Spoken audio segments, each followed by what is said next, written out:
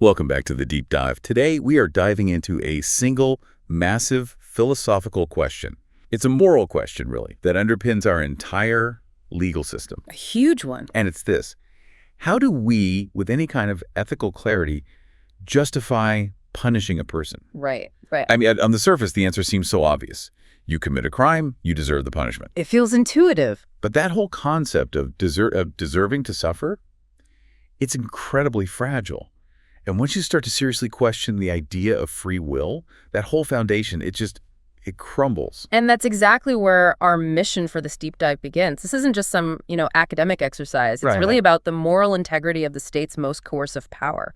Our whole goal here is to find a philosophically robust, a truly defensible foundation for punishment that does not rely on the idea of moral responsibility. Which is usually tied directly to free will.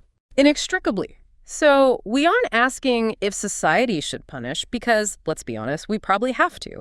The question is how. How can we ethically structure that institution without committing these deep, really fundamental moral errors against the person being punished? I think for everyone listening, the most important thing right now is just get a handle on the scope of the problem. If we take free will out of the equation, what exactly are we losing? Let's start with that central conflict and let's try to use the precise philosophical language. Absolutely. The conflict really starts with what we call free will skepticism, or FWS for short. Okay. And this is the view that human beings simply lack the specific kind of control over their actions, the deep, genuine free will that's necessary for them to be truly morally responsible for their choices. So the idea is that our choices are determined by things outside our ultimate control. That's the core of it, a combination of your genetics, your environment, the physical laws of the universe.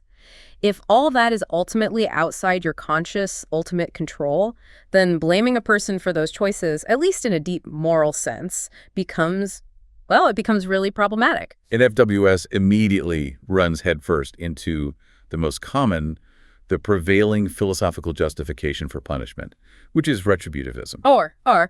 And yes, they are completely mutually exclusive in this context.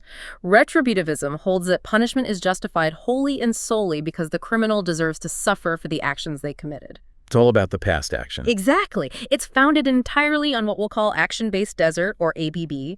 You deserve this consequence because of the action you willfully took. And since that idea of deserving something depends entirely on the criminal having moral responsibility for the action, FWS has to reject it. It has to. They're incompatible. And let's be honest here, for a lot of people, rejecting retributivism is seen as a kind of moral victory for the free will skeptic. I mean, retributivism can look pretty cruel. It really can. It insists punishment is justified, even if it accomplishes absolutely nothing beneficial for society.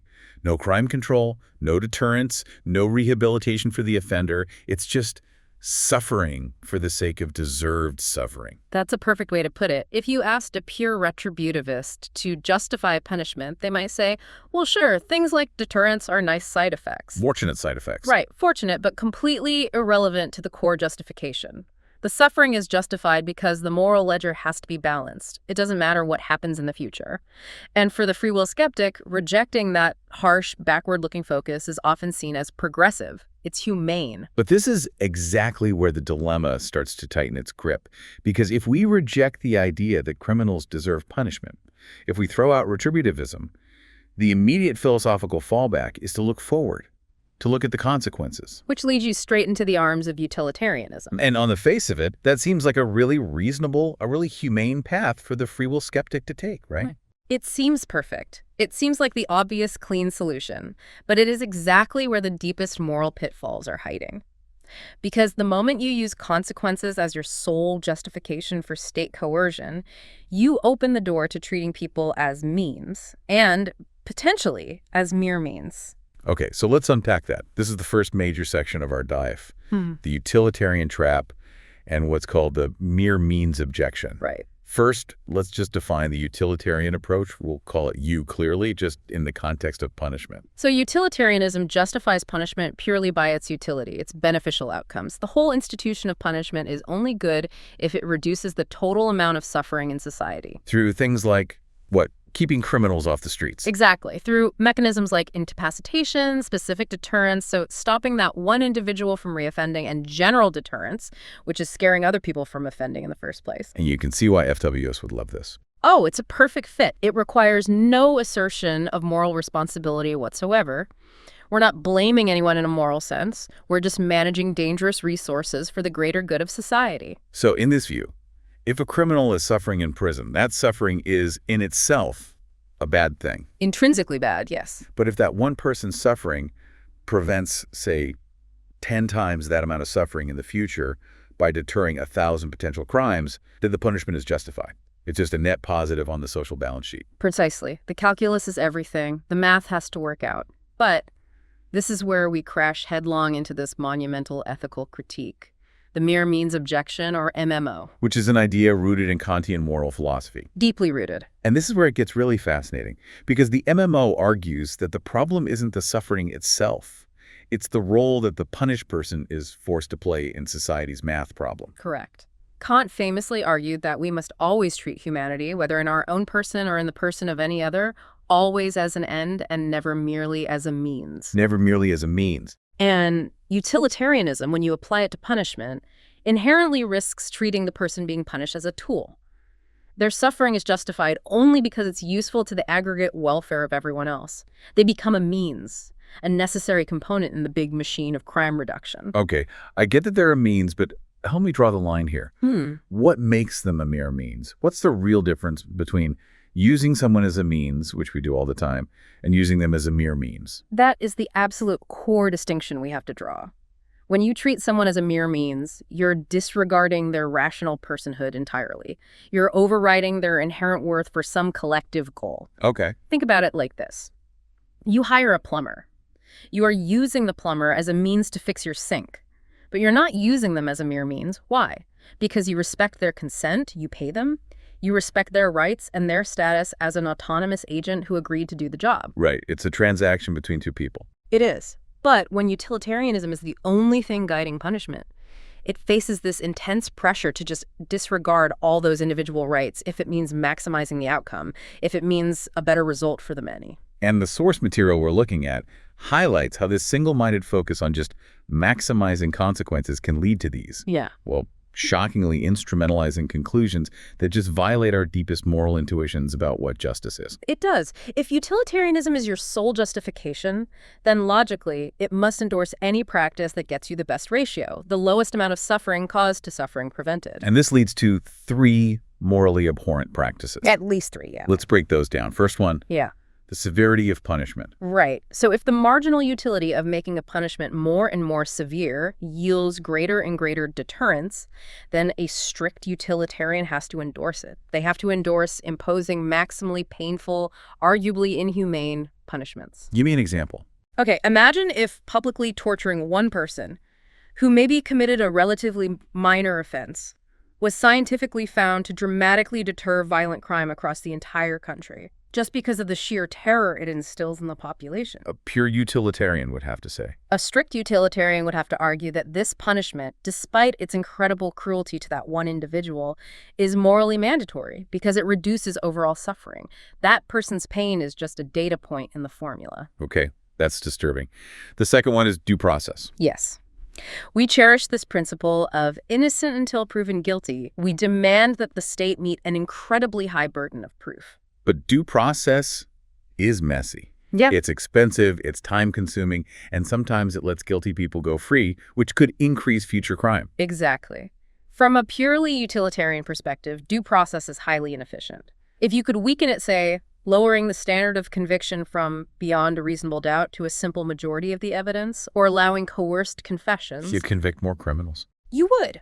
And if that boosts deterrence, then utilitarianism would logically demand that you weaken or even violate those protections. The individual's right to a robust defense is just secondary to the aggregate utility you get from faster, easier convictions. And the third one, which is the classic philosophical nightmare scenario. Framing an innocent person. This is the ultimate test, isn't it? It is. If the public can be successfully deceived into believing that some high-profile, non-criminal person, maybe a respected community leader, a celebrity, has been convicted and harshly punished, and if that deception is more effective at terrifying the population into obedience than punishing the real low-profile offender, then pure utilitarianism has to endorse the framing. it must. The suffering of that one framed person, however intrinsically unjust it feels to us, is outweighed by the massive reduction in suffering across the rest of the population. The utility function demands it. Wow. So the moment we accept utilitarianism as the sole foundation, we just lose our moral grounding. We can't reject framing, we can't reject unlimited cruelty, and we can't defend fundamental rights if they get in the way of the math. And this, ironically, brings us back to retributivism's accidental virtue. It's accidental. I think so, because retributivism anchors its justification in the past, in the action and the desert that flows from it. It absolutely refuses to count future consequences as part of the justification. And because of that, it inherently avoids the temptation to instrumentalize the criminal for some future social benefit. A retributivist can just say, you can't punish an innocent person. I don't care how much good it does, because they don't deserve it. End of story. Okay. So now the philosophical necessity is crystal clear. Free will skepticism needs a justification for punishment that is not retributivism, because that relies on free will. But it also cannot be pure utilitarianism, because that fails the mere means objection so catastrophically. We need a way to treat people as means for the general good, like for deterrence, but never as mere means. And we have to do all of this without relying on action-based desert. We need a justification where the consequentialist parts like deterrence are subordinated. They have to be constrained by a higher deontological principle that protects the individual's personhood. And to find that higher principle, we have to go back to the source of the critique itself. We have to go back to Kant. Exactly. This brings us to part 2, the Kantian principle and this idea of rational consent. The core guideline for avoiding that mere means trap is, as you said, to treat the individual as they would rationally consent to be treated. Precisely. This move shifts the entire basis of legitimacy.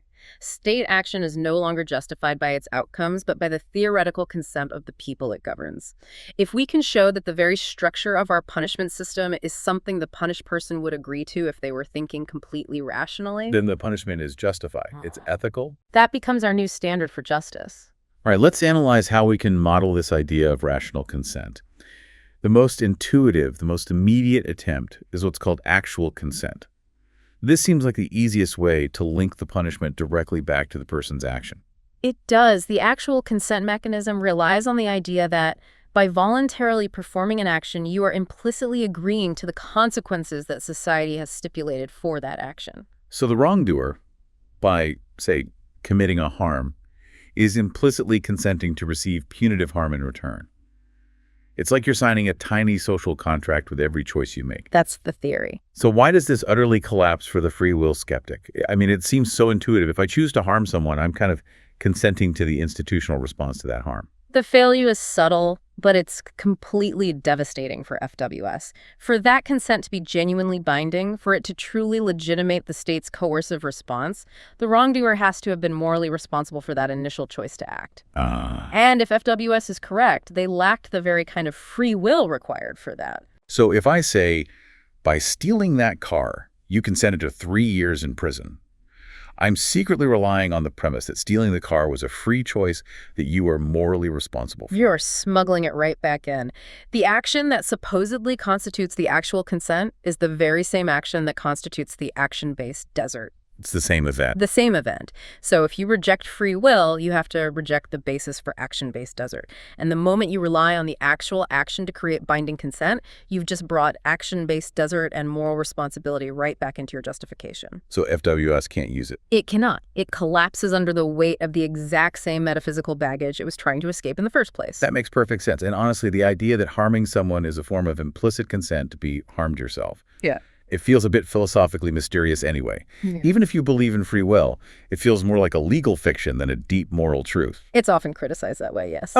Which leads us to the much more robust, the much more FWS-friendly approach, hypothetical consent. Okay, so this shifts the focus away from what the agent actually did. It's what they would have done under ideal circumstances. Right. Hypothetical consent asks this crucial counterfactual question. Would the agent have consented to this treatment if they had thought rationally about it, if they had weighed all the necessary social trade-offs from a completely objective point of view? If the answer is yes, then the requirement is satisfied.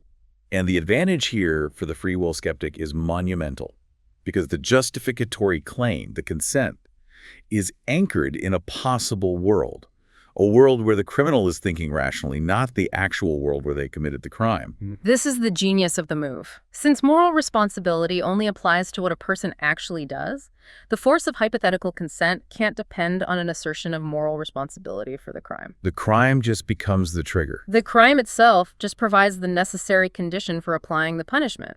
The justification flows from the counterfactual, from the rational agreement. We get to avoid the whole metaphysics of moral responsibility entirely. Okay, but let's anticipate the pushback from the retributivist.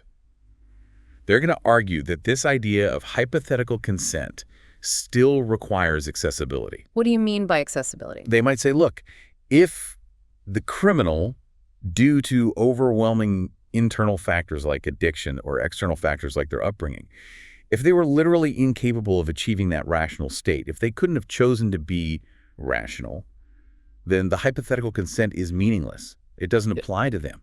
It seems like it brings free will back in through the back door of could have done otherwise. That's a very sophisticated challenge. It's claiming that the hypothetical world has to be somehow accessible to the agent in the actual world. But if we really look at the structure of hypothetical consent arguments, we see that accessibility is it's not the point.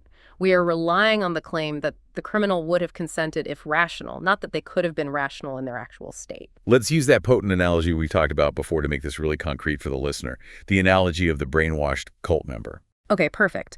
So consider an individual who has been subjected to deep psychological manipulation. They're in a cult. They genuinely believe they must follow their leader's destructive command, and their rational faculties have been completely suppressed. So in their current state, they are unable to reason their way out of it. Completely unable. So we intervene, we forcibly remove them and put them into deprogramming therapy to try and restore their rational autonomy.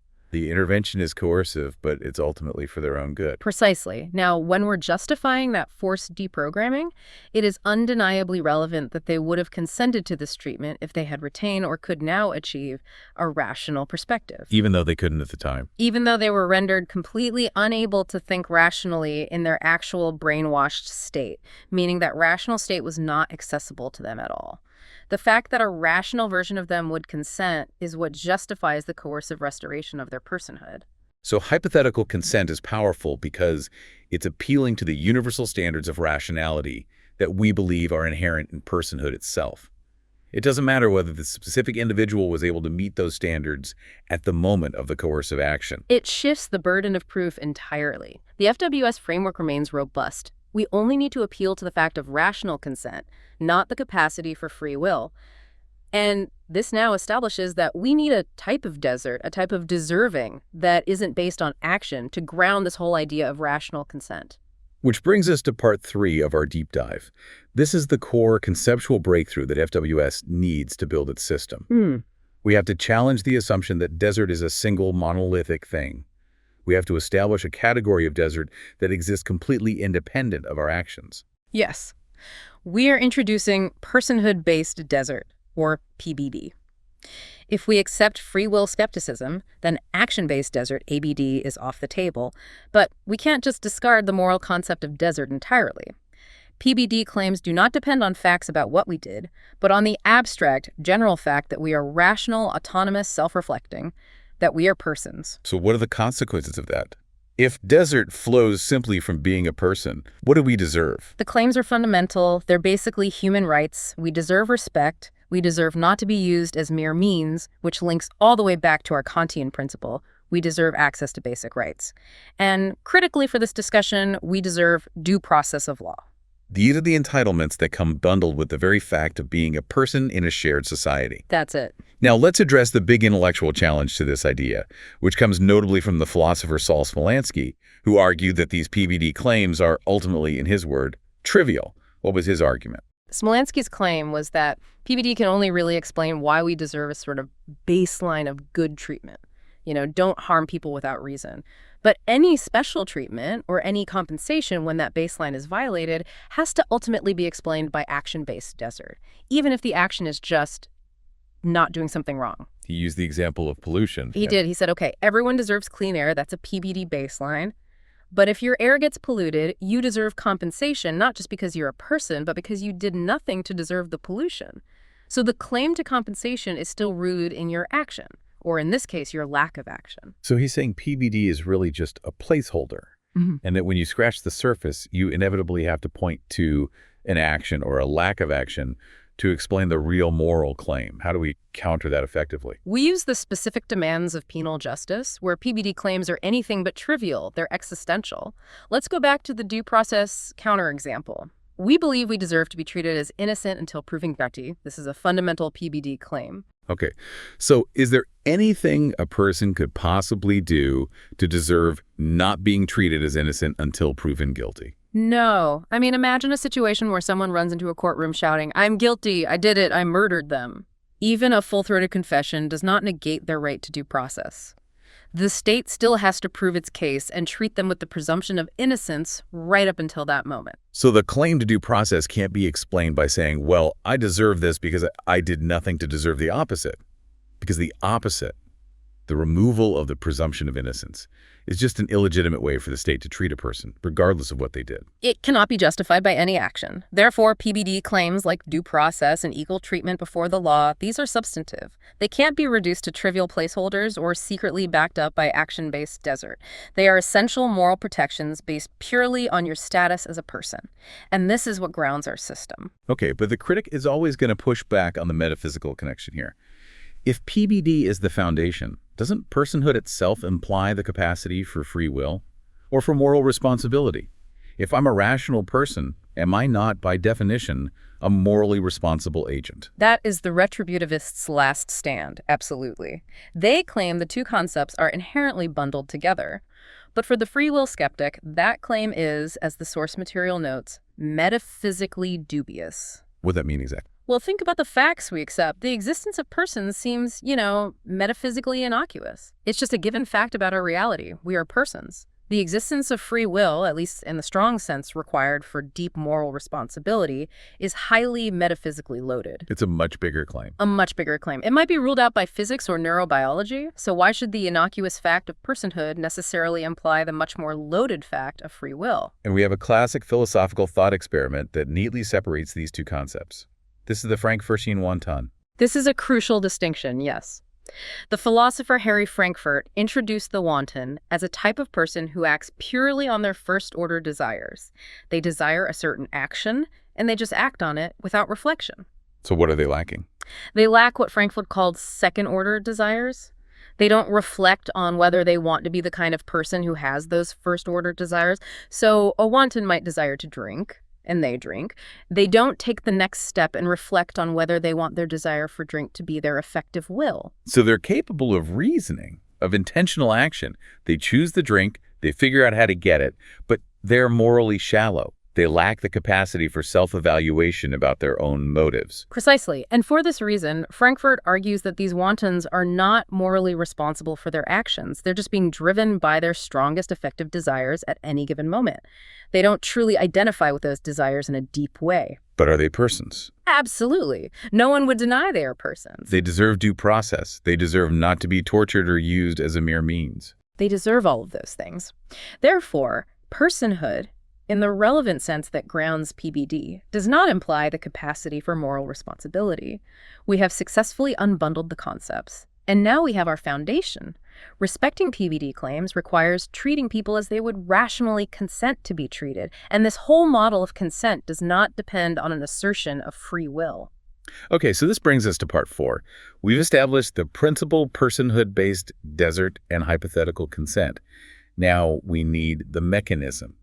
And the Rawlsian social contract theory, using the original position, or OP, is the ideal choice for modeling this, isn't it? It's tailor-made for it. The original position places these hypothetical deliberators behind a veil of ignorance, which strips them of all knowledge of their particular characteristics. So you don't know anything about yourself? Nothing. You don't know your intelligence, your wealth, your sex, your natural talents, or, and this is crucial, your behavioral patterns. You don't know if you're prone to hard work or if you're prone to crime. The genius of the veil, then, is that it explicitly filters out the very things that constitute action-based desert. Exactly.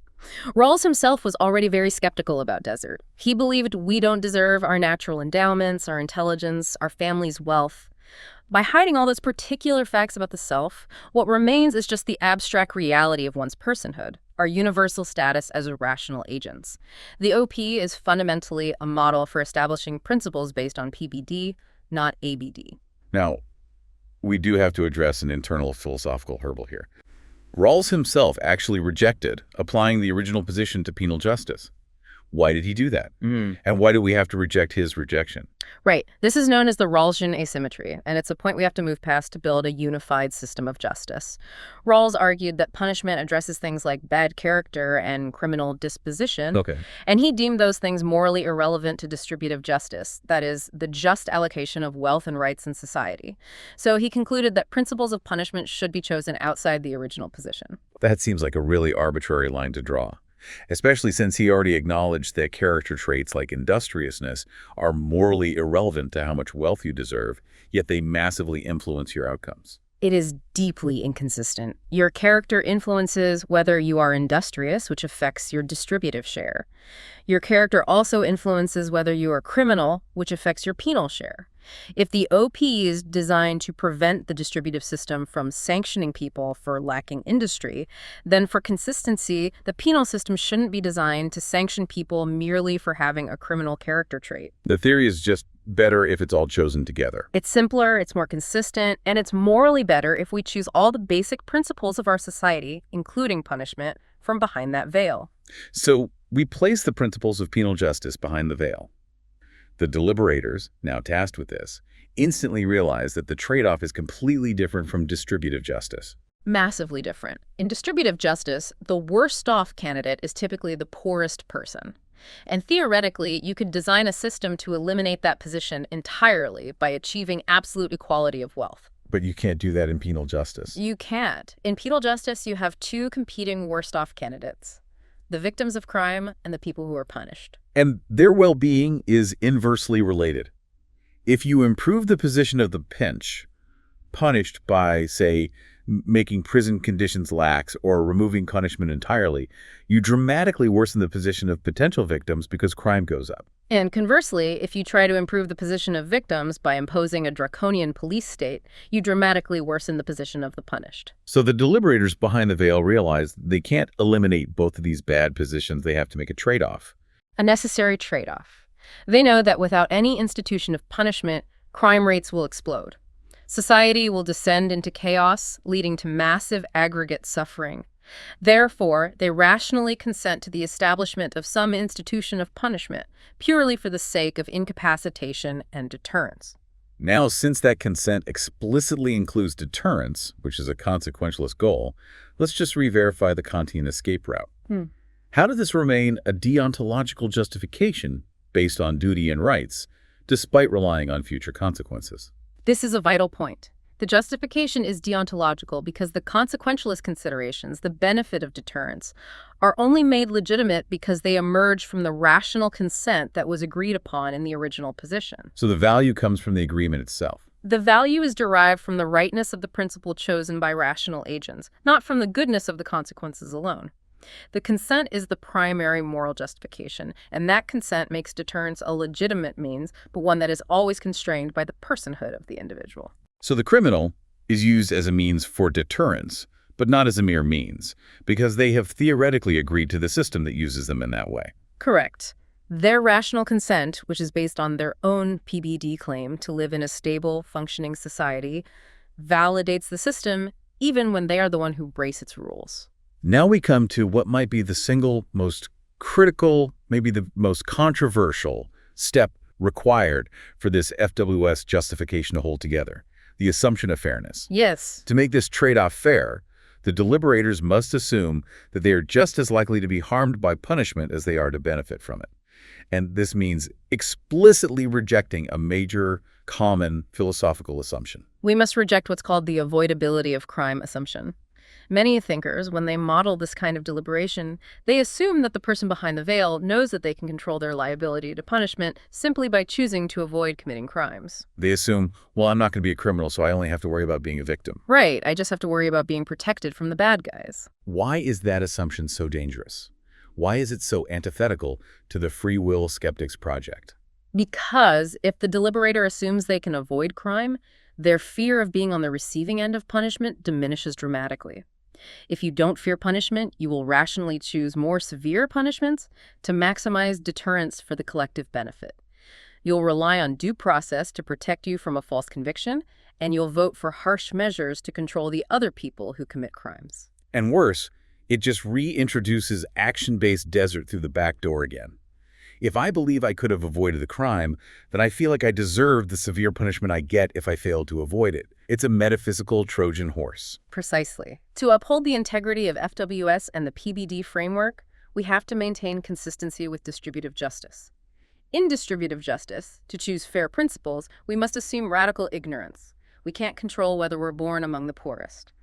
Similarly, in penal justice, we must assume we cannot control whether we end up being the person who commits the crime and is punished. This forces the choice to be driven by a genuine fear of actual suffering, not by self-serving assumptions about your own moral responsibility. It ensures the system is built on a foundation of compassion and a sense of shared fate, rather than on judging the moral worth of the criminal. Okay, that brings us to the final section, part 5, testing the justification. We now have our PBDOP framework. It's a justification built on hypothetical rational consent, assuming ignorance of one's future criminal status and rejecting action-based desert. Now it's time to put it to the test. Right. We have to test it against the 3 criteria that destroyed pure utilitarianism: unlimited severity, weakened due process, and framing the innocent. If this FWS justification is going to hold, it has to pass all 3 of these ethical tests. Let's start with criterion 1, severity limitations. Why does this OP framework, which rejects the avoidability assumption, rule out maximally severe, inhumane punishments? The deliberator is forced into a very personal, very conservative trade-off calculation. On one side of the scale, I face the tangible harm of potentially being the one subjected to torture, the death penalty, or decades of inhumane A confinement. very real, very visceral possibility. And on the other side of the scale, I receive the much less tangible benefit of a slight reduction in my statistical odds of being victimized. And because that reduction in odds is so much less tangible than the certainty of extreme suffering if you're the one convicted, the calculus shifts dramatically. It does. Since I have to assume I have an equal likelihood of being the harmed party as the benefited party, I will be profoundly unwilling to risk that substantial existential suffering for a statistically slight improvement in my safety. The only rational self-interested choice is to place a hard upper limit on suffering. So this rational choice justifies a substantial institution of punishment-like imprisonment for incapacitation and deterrence, but it fundamentally requires that this punishment be humane. It rejects techniques like torture or the death penalty. Absolutely. The PBD Foundation insists on recognizing the personhood of the convicted, even when they are in confinement. This ensures that the punishment remains a means of social control that the individual would have rationally consented to, rather than becoming a mere means of terrorizing the rest of society. It successfully limits severity. Okay, that's 1 down. Moving to criterion 2, maintaining due process. Here, we're not choosing principles of punishment, but principles of selection for punishment. We're balancing the interests of the accused versus potential victims. And the deliberator, again, has to assume they are just as likely to be accused of a crime, whether correctly or incorrectly, as they are to be a potential victim. So let's consider what happens if we weaken due process. Say we lower the standard of conviction from beyond a reasonable doubt down to a balance of probabilities. Well, that would certainly capture more guilty people. It would offer a small increase in general deterrence for potential victims, but it would also dramatically increase the risk of convicting non-criminals. And the key here is the asymmetry of the loss. The accused individual, who, remember, the deliberator assumes they might be, has exponentially more to lose from a weakened due process standard. False imprisonment, loss of freedom, your whole life ruined. Then a potential victim has to gain, which is just a small statistical reduction in their risk of being a victim of crime. So, since the deliberator fears the massive, life-destroying harm of a false conviction far more than they value the marginal benefit of a slight increase in deterrence, they would rationally insist on the most rigorous standards of due process possible. like the reasonable doubt standard. This is a powerful demonstration that the PBDOP approach is truly deontological, not utilitarian. A utilitarian would just calculate the aggregate benefit. They might say, well, if we lower the standard, we convict more criminals, and even if we get a few false convictions, the overall reduction in crime is worth it. But the OP model resists that logic. It completely resists that aggregate logic. It insists on protecting the individual's personhood-based right to fairness, regardless of the social cost. So due process is maintained. All right, 2 for 2. Now for the final and maybe the hardest test. Criterion 3. Ruling out framing the innocent. This is the toughest one. Why should the OP framework forbid framing if deterrence is a legitimate goal of the system? I mean, FWX has already pulled loose that root of action-based desert that traditionally forbids punishing the innocent. Well, one route is gone, but the other root of our intuition against framing remains, and that is the required deception. To frame a non-criminal effectively for maximum deterrence, say, you make an example of a popular public figure, that requires a systematic and global deception of the public. A deception about the true goals and operations of the penal system itself. Yes, the public must continue to believe the system is just and punishes only the guilty, even while it secretly acts unjustly. So the person behind the veil, if they choose this principle, is effectively volunteering to live in a society that's built on a fundamental lie about justice. And that is the source of the self-contradiction. To choose a principle that mandates global deception undermines the deliberator's status as a rational agent. Rational agency requires access to truth and a reliance on transparent principles. Choosing to consent to a system that systematically lies to you is conceptually parallel to consenting to your own slavery. In both cases, you're choosing to negate your fundamental status as an autonomous person. You're consenting to be treated as a mere means. Exactly. A rational agent in the original position cannot choose a principle that destroys the very capacity for rational deliberation within the society they are trying to create. It's self-defeating. Utterly. Therefore, the PBDOP justification rules out punishing anyone but real criminals, and in doing so, it satisfies the third and most ethically challenging criterion. It secures its independence from pure utilitarianism. This is a truly comprehensive philosophical achievement. By shifting the entire justification base from what we do, from action-based desert to who we are, personhood-based desert, free will skepticism successfully constructs this humane, institutionally robust justification for punishment. It manages to be both consequentialist in its goals, with deterrence, and deontological in its justification, with rational consent. That's the achievement. The PBDOP approach offers free will skeptics, and really anyone who's concerned about the metaphysical weakness of free will as a foundation for state violence, a solid, non-attributive justification. It supports a substantial institution of justice, it prioritizes humane imprisonment and robust due process, and it entirely avoids the mere means objection. And you argue this framework has a much broader appeal, beyond just the hardcore FWS proponents. It's relevant to the philosophical middle ground. Profoundly so. I mean, it's highly relevant to what you might call free will agnostics.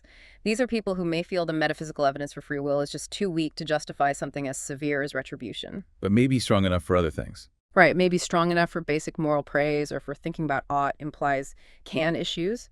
They can embrace this PBD framework, avoiding the loaded concept of action-based desert entirely when they're designing state systems, while still retaining the ethical integrity of a deontological structure. They get a robust foundation for justice that insists on treating criminals as fellow citizens who rationally consent to the system, rather than treating them as mere moral failures who deserve to suffer. So, if we accept this new foundation, that a just penal system has to be built on the basis of how we would consent to be treated when we strip away all of our particular characteristics, we are forced to radically re-examine our most basic assumptions about who commits crimes in the first place. We absolutely are.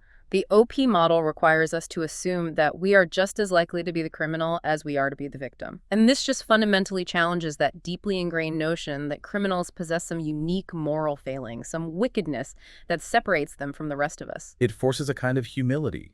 It does. If we truly reject the idea of action-based desert and embrace this shared rational foundation, what residual assumptions about human character, about inherent wickedness or controllable intent, What do we have to fundamentally let go of to truly achieve that baseline fairness? What lingering, almost emotional need for retribution still influences our institutions, even when the intellectual justification for it has been meticulously pulled away.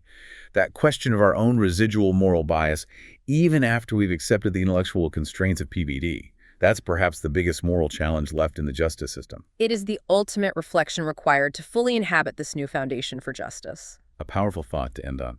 Thank you for guiding us through this incredibly complex philosophical terrain. A pleasure.